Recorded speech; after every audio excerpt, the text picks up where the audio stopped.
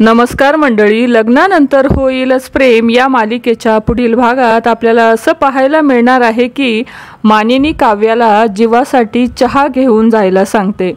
तेव्हा काव्या म्हणते की मी आई।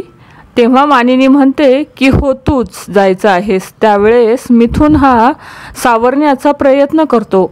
वहिनी तिला कशाला पाठवताय, मी जातो ना चहा घेऊन। तेव्हा मानिनी म्हणते की तुम्ही कशाला जाताय भाऊजी, तुम्ही तर चहा पिताय ना, हातात तुमचा टोस्ट देखील आहे। तेव्हा हे काय मोठं काम नाहीये, काव्य जाईल चहा घेऊन।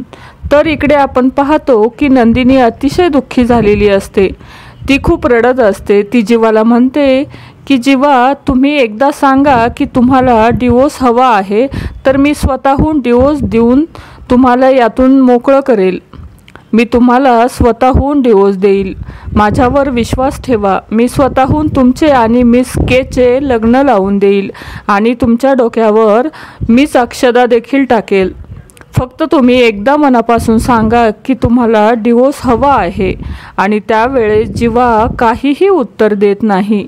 तर मंडळी, येणाऱ्या भागात जीवा हा नंदिनीला डिवोर्स द्यायला तयार होईल का हे पाहणं अतिशय रंजक असणार आहे।